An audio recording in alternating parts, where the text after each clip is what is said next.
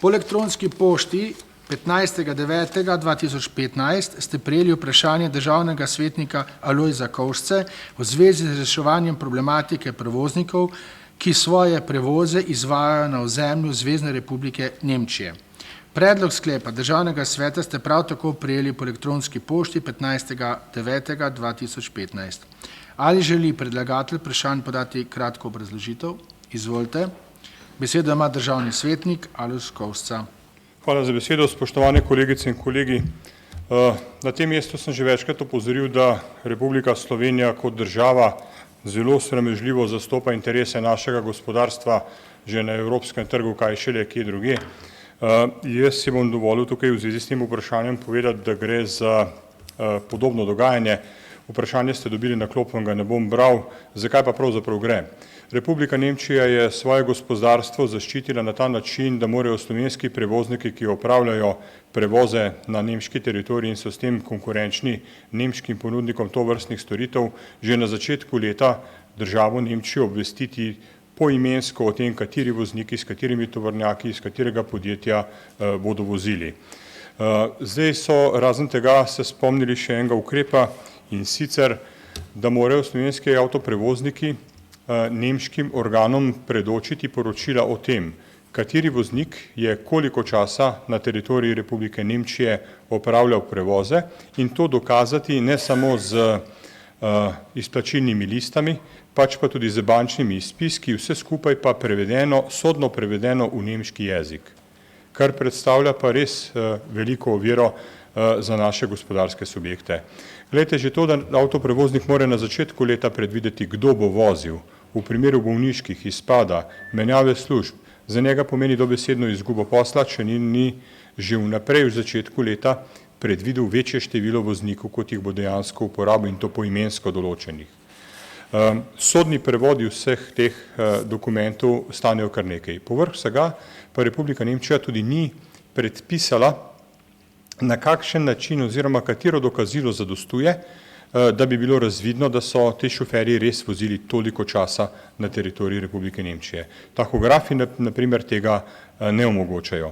Vlada Republike Slovenije oziroma Ministrstvo za promet je bilo s tem seznanjeno že v marcu mesecu, ampak odgovor je bil nekako, odgovor slovenskim avtoprevoznikom bil nekako medel, sej ne gre še z implementacijo, sej še bo, sej še vse v redu. Evropska unija je Nemčiji izdala negativno mnenje in je Republiko Nemčijo pozvala, da v 2 mesecih odgovori na to negativno mnenje, ker gre za očitno kršenje osnovnih temeljnih pravil svobodnega pretoka blaga in storitev in Nemci imajo sedaj 2 meseca časa, da na to odgovorijo. Problem je pa v tem, da so slovenski avtoprevozniki že dobili zahteve, da nemški carini poročajo tako, kot nemška zakonodaja zahteva. Kazen, če se na to oglušijo, je 30.000 evrov, če pa Nemci ugotovijo kršitve, ni pa jasno predpisano, s čim utemeljeno dokazujejo, da so vozniki res toliko vozili in bili toliko plačani, je pa kazen 500.000 evrov. Če se spomnite, jaz tu vedno ponavljam eno in isto vprašanje. Republika Slovenija v nobenem trenutku ne ve, koliko tujih gospodarskih družb, s koliko zaposlenimi na teritoriju Republike Slovenije ta moment sedaj opravlja gospodarske storitve. Druge države Evropske unije znajo za to zelo, zelo dobro poskrbeti. In če že mi ne znamo poskrbeti za svoje interese tukaj in doma, je prav, da poskrbimo za to, da vsaj tisti prominentni del našega gospodarstva, ki služi denar v Evropski uniji in ga nosi v to jamo brez dna, da pa vsaj ta malo lažje funkcionira. Torej, vprašanje, ki ga zastavljam Ministrstvu za infrastrukturo, je, kako bo zaščitilo interese slovenskih avtoprevoznikov. Kot država na, recimo temu presečišču Evrope z izjemnimi logističnimi sposobnostmi, očitno ne znamo eksponirati svojih logističnih podjetij, pač pa jih puščamo v obdelavo takšni nelojalni konkurenci drugih evropskih držav. Jaz vas prosim, da tale moj trud in trud organizacije, ki me sem poslala, podprete in da od ministrstva zahtevamo, da za slovensko gospodarstvo izbori tisto pozicijo, ki jo v Evropi po evropskih listinah ima. Hvala lepa. Hvala lepa državnemu svetniku Alojzu Kovšci. Sedaj pa, ali želi kdo od državnih svetnic oziroma svetnikov razpravljati? Če ne, potem predlagam, da Državni svet sprejme naslednji sklep.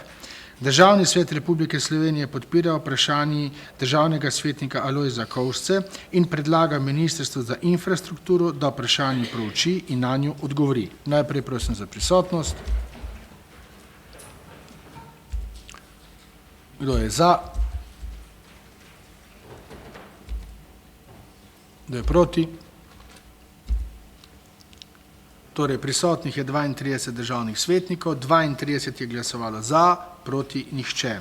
Ugotavljam, da je Državni svet predlagani sklep sprejel z 32 glasovi za in nič proti.